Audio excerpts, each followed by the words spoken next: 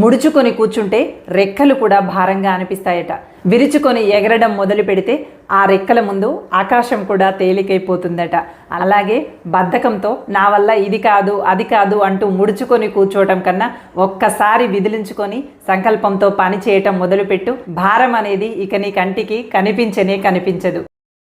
కాలాన్ని వృధాగా గడుపుకుంటూ పోతే అది గతమవుతుంది, కానీ కాలాన్ని గెలుచుకుంటూ పోతే అది ఒక చరిత్ర అవుతుంది. కాలాన్ని ఎలా సద్వినియోగపరచుకోవాలో తెలిసిన వారు, సద్వినియోగపరచుకోగలిగిన వాళ్ళు మాత్రమే ఇలాంటి చరిత్రల్ని సృష్టించగలుగుతారు.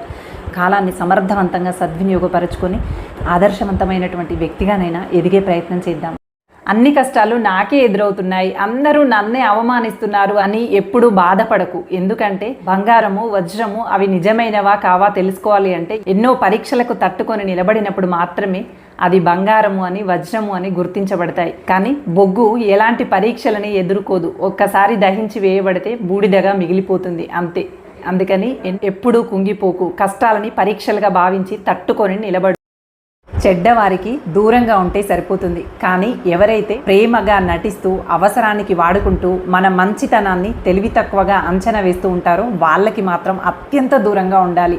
ఇలాంటి వారు మేక వన్నిన పులుల్లాంటి వారు. ఇలాంటి వారితో జాగ్రత్త సుమ.